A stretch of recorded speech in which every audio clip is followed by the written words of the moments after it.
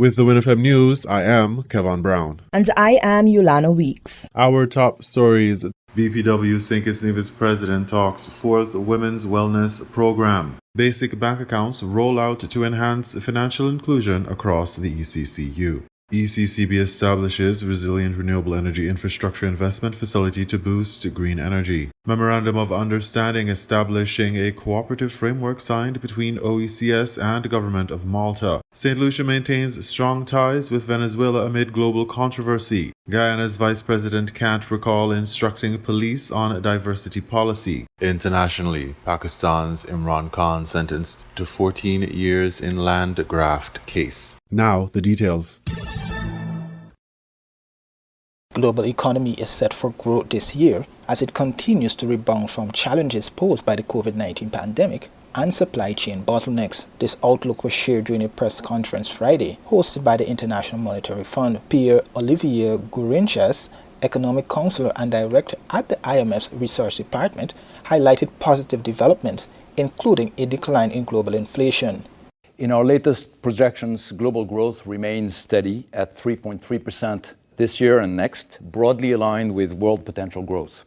Inflation is declining to 4.2% this year and 3.5% next year in a return to central bank targets. This means that the very large global disruptions that started with the pandemic, the war in Ukraine, and triggered the largest inflation surge in 40 years are behind us. This is the end of a cycle and the beginning of a new one. However, Gourinchas pointed out significant disparities among advanced economies. While the global outlook remains largely unchanged from October's projections, the United States is performing better than expected, with projected growth at 2.7% this year. In contrast, growth in the Eurozone is revised downwards and is expected to increase modestly, reaching only 1% by 2025 due to weak consumer momentum. While the global outlook is broadly unchanged from October, divergences are widening. Among advanced economies, the United States is stronger than previously projected, expected to grow at 2.7% this year. By contrast, growth in the euro area is revised downwards and will increase only modestly to 1% in 2025, reflecting low consumer confidence and the persistence of high energy prices, especially relative to the United States. Elevated trade policy uncertainty will contribute to anemic demand in many countries, including China, where we project 4.6% growth this year. Some of the divergence is structural. For instance, the US experienced persistently stronger productivity growth than Europe, especially in the technology sector, linked to a favorable business environment and deeper capital markets.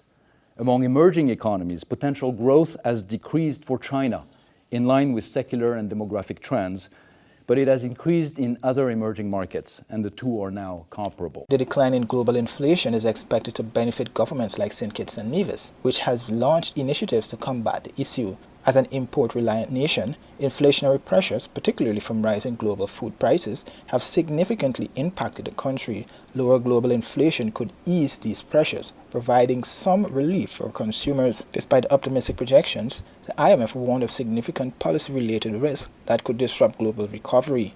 These risks include potential inflationary pressures stemming from shifting government policies, particularly in the United States. Turning to the risks. Economic policy uncertainty is elevated, with likely policy shifts from many newly elected governments in 2024. In the near term, risks could exacerbate divergences between countries. The euro area could slow down more than anticipated due to weak momentum in manufacturing and fiscal vulnerabilities in some countries. For China, the risks are also to the downside. The economy is at risk of a debt deflation trap, and the decline in Chinese government bond yields shows rising investor concern. For the US, many of the uncertainties originate with potential policy shifts under the new US administration. While these are hard to quantify precisely at this stage, we would categorize them as follows. First, there are demand-stimulating risks, such as a further fiscal stimulus or a confidence boom fueled by expected deregulation efforts. These would increase output and inflation in the near term. There are also supply-constraining risks, such as higher tariffs or curbs on migration. These would weigh on output, but also add to price pressures. The combined effect on output in the near term is uncertain, but likely to the upside in our assessment. Any combination of these policies, on the other hand, is likely to add to price pressures in the U.S. Higher inflation would prevent the Federal Reserve from cutting interest rates as initially planned. These policies will also likely strengthen the dollar and tighten financial conditions elsewhere, especially for emerging market and developing economies. In the medium term, the risks are more uniformly to the downside. Curbs on migration and protectionist policies will weigh on potential output. The initial positive effect of a fiscal expansion will wane, and the associated increase in public debt could lead to fiscal vulnerabilities further down the road. While the IMF did not provide country-specific data for St. Kitts and Nevis, its report projects a 2.5% growth for this year and a slight increase to 2.7% in 2025. Officials have promised to share more detailed insights during the IMF's upcoming spring meeting. St. Kitts and Nevis is poised to benefit from the fourth installment of the BPW's Wellness Program, which was featured on WINN's Island Tea on January 17, 2025. The initiative, spearheaded by the Business and Professional Women BPW of St. Kitts and Nevis, aims to provide essential health screenings and educational resources to both men and women in the local community. The program's host, Cortensia, engaged two representatives from BPW, Gillian Woods Crook and Beverly Williams, who elaborated on the clinic's offerings and significance. Woods Crook, president of BPW St. Kitts, emphasized the collaborative effort needed to make the clinic successful. This is our fourth year for our Women's Wellness Clinic, and each year we are improving in numbers, the persons who attend. The clinics are scheduled at the Bastille Health Center from 7 a.m. to 11:30 a.m. on January 18, 2025, then move to the Molyneux Health Center on January 25th and to St. Paul's on February 1st, 2025. Encouraging participants from all demographics, Woods Crook highlighted that this year marks a rise in male attendance, dispelling the stigma associated with men's health screenings, including breast examinations, addressing the fact that men do get breast cancer. The initiative was conceived in response to the challenges faced by women, particularly those working in the industrial and hospitality sectors, who find it challenging to visit healthcare facilities on weekdays. What we found out in our survey, that the ladies who usually work, especially in the industrial site areas, and some persons who work in hospitality, they don't get to go to the doctors and the clinics during the week, Monday to Friday. Mm-hmm. So we decided to partner with the Ministry of Health, and the Ministry of Health found it to be a great idea, and they continue to support us. The choice of January, which coincides with Cervical Cancer Awareness Month, further underlines the program's commitment to enhancing health literacy and preventative care among residents. Beverly Williams, a recent addition to BPW and acting president for Returning Nationals, shared her experience attending last year's clinic. She recounted the supportive environment and thorough testing she received alongside a friend who was diagnosed with diabetes on site, an example highlighting the silent nature of various health conditions. These clinics are set up for people, for women, and it includes men. And the tests, as Gillian said, are free and they are worth coming out for. Williams declared, emphasizing the importance of proactive health management. The narrative underscores the clinic's role in health diagnostics, fostering a communal spirit of care and awareness among participants. The BPW's Wellness Program is distinguished by its comprehensive health screening and collaborative partnerships with the Ministry of Health and local medical professionals. Additionally, the organization plans to conduct an elderly foot care clinic later in the year to address the specific health needs of older residents and further exemplify their commitment to holistic health improvement across different community segments. As the initiative gains momentum, the BPW appeals for broader community involvement and sponsorships to sustain and enhance these critical programs, thereby fostering a healthier and more informed population in St. Kitts and Nevis. To enhance financial inclusion, the ECCB has approved the introduction of basic bank accounts accessible to citizens and residents of the Eastern Caribbean Currency Union effective December 1st, 2024. The initiative sought to provide the unbanked and underserved segments of the populations within the region with affordable access to financial services. Levia Burton-Mark, Deputy Director of the Financial Sector Supervision Department, explained that the basic bank account requires only one piece of identification for opening. The account will provide a suite of necessary services such as online banking, check services, and access to ATMs without incurring any maintenance fees. The basic bank account, which requires one piece of ID for opening, will allow persons to open an account and have access to various financial services within the formal financial sector. These would include online banking, check services, as well as point of sale and ATM services. Most importantly, the basic account attracts no maintenance fees for our citizens.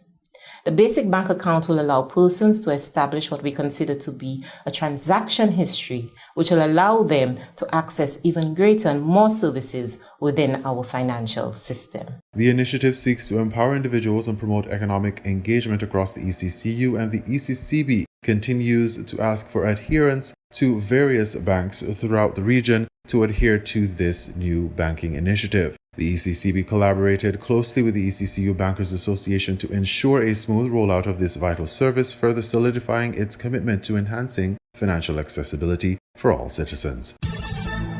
The Eastern Caribbean Central Bank, ECCB, has recently established the ECCU Resilient Renewable Energy Infrastructure Investment Facility to strengthen the region's energy infrastructure and promote renewable energy initiatives. The initiative is significant as the ECCU currently faces challenges due to a reliance on fuel-based energy generation. Kiran Saint-Omer, Senior Project Officer and lead on the project, indicated that the facility's primary objective is accelerating large-scale solar production in the region. The objective of the facility is to help accelerate large-scale solar production in the ECCU, and that will help diversify our energy mix and our power generation needs, which are at least 90% fuel-based, which means a significant amount of our revenues are being spent to import expensive fossil fuels for power generation in the ECCU.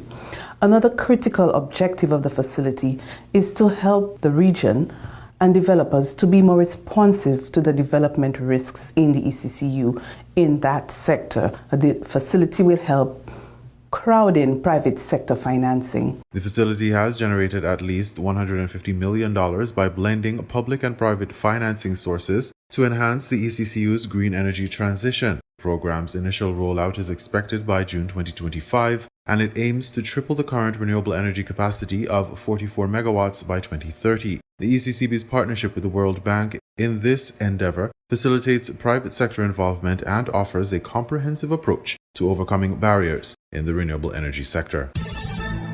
In a significant advancement towards regional collaboration and sustainable development, the Office of the Deputy Prime Minister at the Ministry of Foreign Affairs and Tourism of the Government of Malta joined forces with the OECS, the Organization of Eastern Caribbean States, to sign a Memorandum of Understanding that establishes a cooperative framework for joint projects and activities. The formal agreement reflects a shared commitment in fostering strategic partnerships to address mutual development challenges and opportunities. The MOU is a testament to the collaborative spirit underpinning Malta's relationship with the OECS. It emphasizes the myriad benefits of joint initiatives. Both parties have recognized their aligned strategic priorities, focusing on collective strengths that serve a foundation for knowledge sharing and technical cooperation across various key areas, such as climate resilience, economic innovation, and social equity. By pooling resources and expertise, the entities aim to enhance their capabilities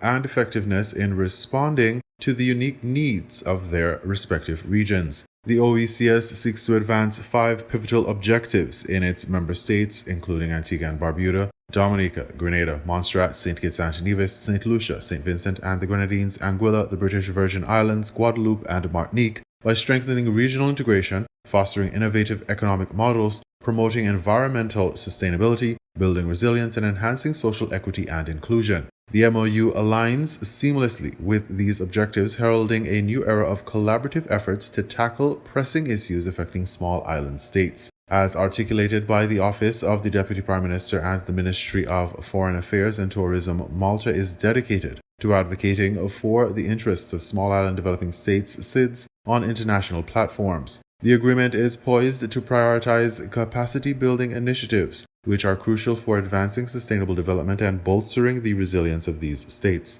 Such efforts enhance individual capacities and contribute to collective adaptability in the face of globalization and environmental challenges. The MOU was ceremoniously signed by Christopher Kutajar, Permanent Secretary at the Office of the Deputy Prime Minister and Ministry of Foreign Affairs and Tourism, and Dr. Didicus Jules, Director General of the Organization of Eastern Caribbean States. Their signatures mark a commitment to nurturing an enduring partnership that seeks to empower communities, stimulate sustainable economic growth, and promote the well-being of citizens across both regions. The agreement is expected to initiate a series of joint projects and collaborative frameworks, reinforcing the notion that cooperative action is essential in advancing shared goals and addressing the multifaceted challenges faced by small island developing states on the global stage. As the OECS and Malta embark on this journey together, the focus will remain steadfast on innovation, sustainability, and promoting social equity for the benefit of future generations. In regional news, St. Lucia maintains strong ties with Venezuela amid global controversy, DBS St. Lucia reports. Nicolas Maduro was sworn in for a third term as president of Venezuela. President Maduro took the oath of office before Parliament last Friday, vowing that his third six-year term in office would be a period of peace. This follows 6 months of disputes from the opposition and some international entities who claim that Maduro lost the election. However, Venezuelan ambassador to St. Lucia, Life Escalona, affirms that only the people of Venezuela can decide who their president is, not the governments of other countries. She says the democratic process of Venezuela is legitimate and strong. Many countries such as Bolivia, St. Vincent and the Grenadines, Cuba, Dominica, and Honduras have recognized Maduro as president of Venezuela. However, other countries, including 9 Latin American nations, have called for transparency in election results or rejected the election outcome altogether. The United States does not recognize Maduro and has even placed a bounty of $28 million for information leading to his arrest. We are working and we always trying to establish a dialogue with any government, any countries. Because as you know, the real reason with all this situation, with the attacks, with the sanctions and everything, is because Venezuela is a rich country. We have the principal or the largest reserve of oil in the world. And of course, this one is a big interest for the United States. And we have to continue to defend our sovereignty. Journalist Earl Bousquet was part of the St. Lucian delegation, led by its Speaker of the House, Claudius Francis, that attended the inauguration. He reports that the inauguration was a grand affair attended by over 2,000 delegations from 125 countries. He says that the ceremony was a peaceful affair, devoid of any disruption by the opposition, which planned protests against Maduro. He adds that the people of Venezuela came out in droves to support the new president. Under Maduro's leadership, Bousquet says that Venezuela had the highest level of economic growth in 2024 in Latin America at 6.2%, with a higher level of growth predicted for 2025.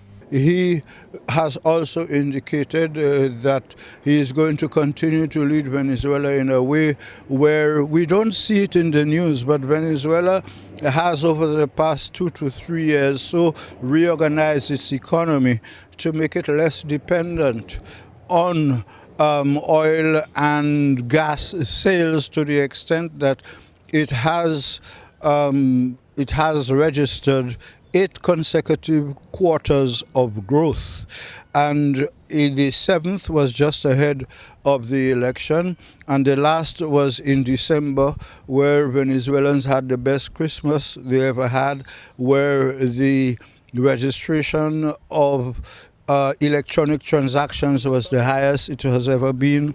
Peter Lancico, St. Lucian's ambassador to Venezuela, says St. Lucians can expect to see good relations between St. Lucia and Venezuela continuing. While there are not many nationals in Venezuela currently, Lancico says that he expects more locals will migrate to Venezuela as its economy stabilizes and grows. As regards Venezuelans coming into St. Lucia, that has always been a reality. Venezuelans are our friends. Venezuelans feel comfortable in St. Lucia, and we expect to see Venezuelans continuing to come to our country.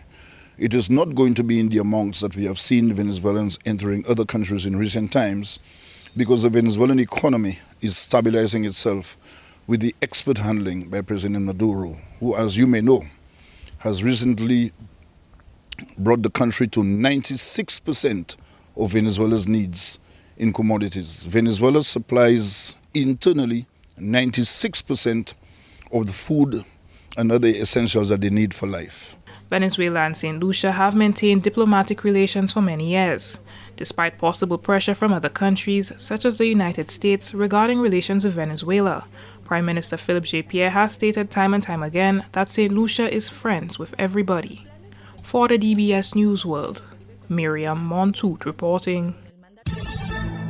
Guyana's vice president can't recall instructing police on diversity policy. Guyana News source has the details. Vice President Barrett Jagdeo rubbished the lawsuit filed by embattled Assistant Commissioner of Police Calvin Brutus over a reported diversity policy that has been put into force in the Guyana Police Force under direction of the Vice President. Mr. Jagdeo called the lawsuit a publicity stunt. Last week, Mr. Brutus filed a $1.6 billion lawsuit against the government over the diversity policy, which he described as discriminatory. In the lawsuit, Mr. Brutus detailed that at a meeting with the top brass of the police force back in 2020, a directive was given by the vice president that the structure of the police force should mirror the ethnic composition of the country's population. At a press conference today, Mr. Jagdeo said he cannot recall meeting with the Commissioner of Police on any such issue. He said it appears as though the Assistant Commissioner of Police, Calvin Brutus, who is facing over 200 criminal charges, is now trying to make all types of statements to rally support. So first of all, there has been no such directive. Never met with the Commissioner of Police, and I never asked him to replace Brutus as head of admin. But I spoke with a number of people, my colleagues, about what was being discovered, what people were coming to tell me about. And these are not Indo-Guyanese. Large numbers of people kept coming to me and saying, we can't get paid. There was a mechanic, Afro-Guyanese mechanic, who said to me, they owe me for 150 vehicles that I repaired. In the last 3 years, I did not receive a single cent from them. I keep running all the time to the police admin, no money. This is a small guy, not a big person. And there were lots of other complaints of that nature. The vice president said it is dangerous for Mr. Brutus to say he was racially discriminated by his removal as head of the force's administration department, just before the fraud accusation surfaced against him. Jagdeo said the complaints against Mr. Brutus by persons providing services to the Guyana Police Force were insurmountable. But Mr. Jagdeo said it is not a bad thing to have the diversity of the country being reflected in institutions across the country. The merit of it, I think, is zero. So first of all, there is a claim that somewhere along the line, the PPP said, we'd like to see diversity in all of our institutions and across the country. And I support that because we've been open about it. We've spoken about having diversity that reflects the people of our country in every institution, including in our party, the People's Progressive Party. The vice president said he and his government have no apology for Mr. Brutus and his removal as head of the administration of the police force. He said Brutus was not a clean or upstanding officer and read a long list of charges that Brutus is currently facing. These are the charges. There are lots of them he has to answer for. He will get the chance to do so in court. But it's had nothing to do with race. Absolutely nothing that he is now trying to make that in this environment, he's trying to accuse the PPP of racial discrimination now.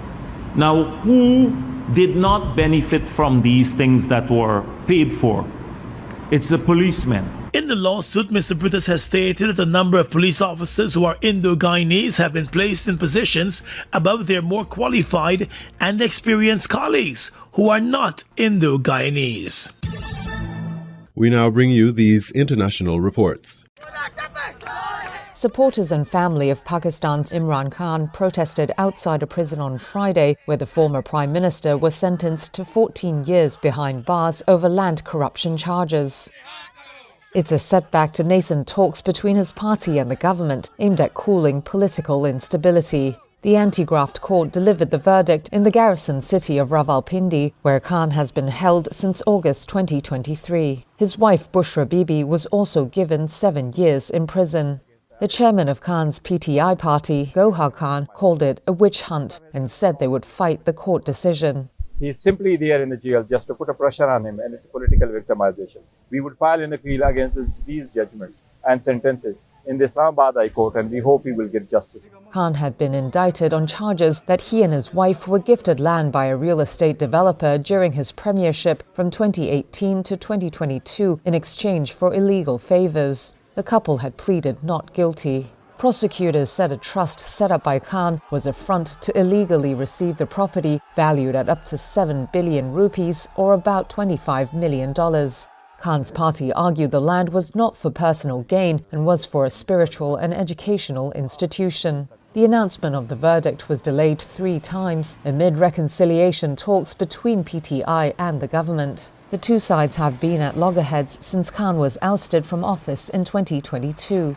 The verdict is the biggest setback for Khan and his party since a surprisingly good showing in the 2024 general election. PTI's candidates were forced to contest as independents, but won the most seats. However, they were still short of the majority needed to form a government. Khan has faced dozens of cases ranging from charges of graft and misuse of power to inciting violence against the state after being removed from office in a parliamentary vote of confidence in 2022. He has either been acquitted or had his sentences suspended in most cases.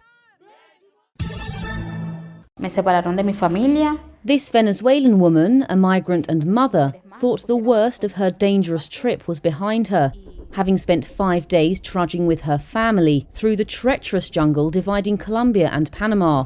Suddenly, around 15 armed men sprang from the trees and separated the women from the rest of the group. They took turns, she says, beating and raping them. Porque tenía mucha rabia. Because I was so full of rage, I resisted. I didn't want it. I didn't want it. I didn't want it. And then another man held me so that one could carry out the act. Then the second one came. I mentally escaped. I felt like I wasn't there, like I left my body. The woman is one of over 700 victims of horrific violence to pass through this mental health centre in Mexico City and recount her story. Doctors Without Borders Comprehensive Care Centre, known as CAI, is one of the few facilities of its kind. As well as physical care, it offers psychological assessment and trauma support for migrants. Ramon Marquez is CAI's coordinator.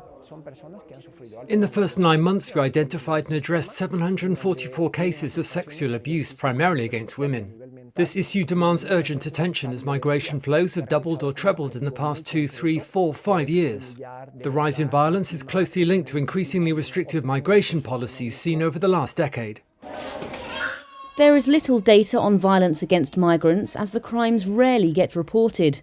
However, doctors say there has been a rise in recent years of what they describe as extreme violence, including rape, violent kidnapping and brutal physical violence. Migrants who spend more time in Mexico as they try to reach the US are exposed to violence in parts of the country dominated by organised crime. And some analysts fear that harder-line migration policies under a new Trump presidency could exacerbate the situation. You were listening to the WINN FM 98.9 newscast. Our top stories were: BPW St. Kitts Nevis President talks 4th Women's Wellness Program. Basic bank accounts roll out to enhance financial inclusion across the ECCU.